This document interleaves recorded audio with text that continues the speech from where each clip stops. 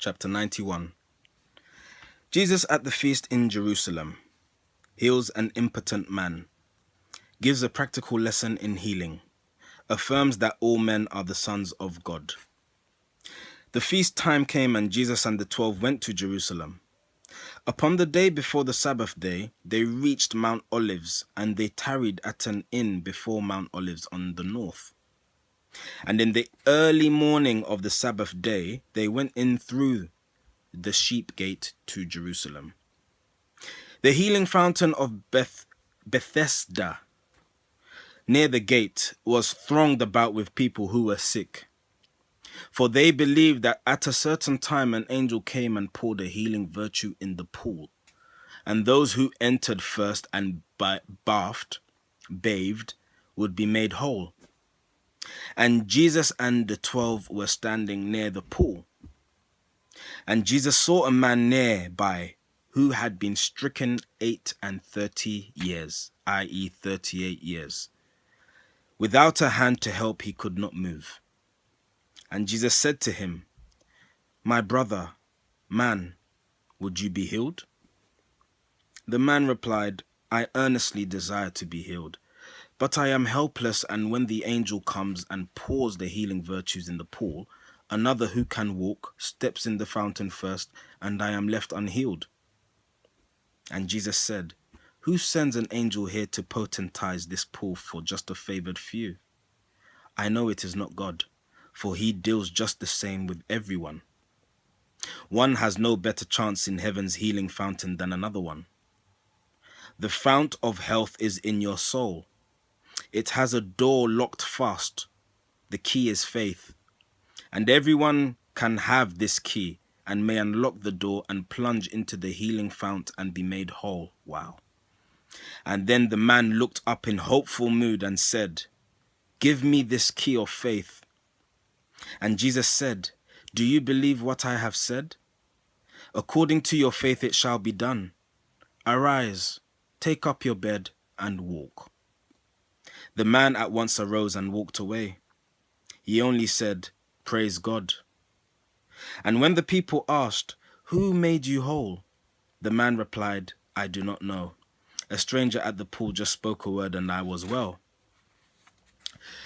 The many did not see when Jesus healed the man, and with the 12 he went his way up to the temple courts.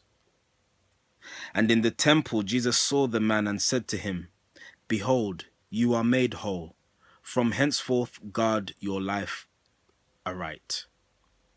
Go on your way and sin no more, or something worse may fall on you." And now the man knew who it was who made him whole. He told the story to the priests, and they were much enraged.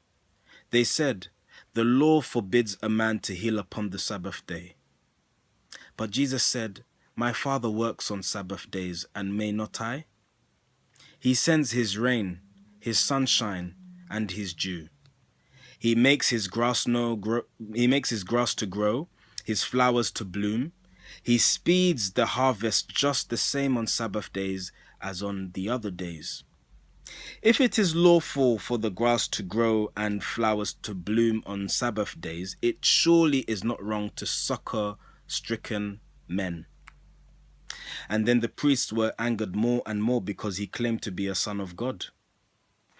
A leading priest, Abihu, said, "This fellow is a menace to our nation and our laws.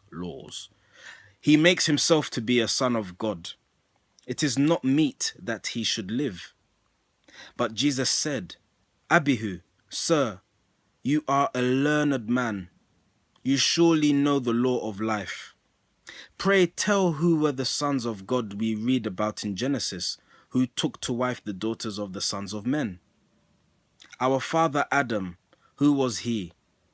From whence came he? Had he a father, or did he fall from heaven as a star? We read that Moses said he came from God. If Adam came from God, pray, was he offspring? Was he son? We are the children of this Son of God. Then tell me, learned priest, who are we if not sons of God? The priest had urgent business, and he went his way. And Jesus said, all men are sons of God, and if they live a holy life, they always are at home with God. They see and understand the works of God, and in his sacred name they can perform these works. The lightnings and the storms are messengers of God, as well as are the sunshine, rain, and dew. The virtues of the heavens are in God's hands, and every loyal son may use these virtues and these powers. Man is the delegate of God to do his will on earth, and man can heal the sick, control the spirits of the air, and raise the dead. Because I have the power to do these things is nothing strange. All men may gain the power to do these things, but they must conquer all the passions of the lower self, i.e. the devil, and they can conquer if they will. So man is God on earth, and he who honors God must honor man, for God and man are one, as Father and the child are one. Behold, I say, the hour has come. The dead will hear the voice of man and live, because the Son of Man is Son of God. You men of Israel, hear, you live in death. You are locked up within the tomb. There is no deeper death than ignorance and unbelief. But all will someday hear the voice of God, made plain by voice of man, and live. You all will know that you are sons of God, and by the sacred word may do the works of God. When you have come to life, that is, have come to realize that you are sons of God, you who have lived the life of right will open up your eyes on fields of life. But you who love the ways of sin will, in this resurrection, stand before a judgment bar and be condemned to pay the debts you owe to men and to yourselves. Choice is yours.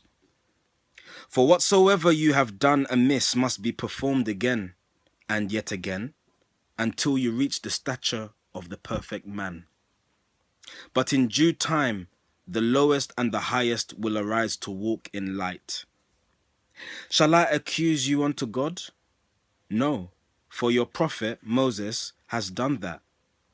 And if you hear not Moses' words, you will not hearken unto me, for Moses wrote of me.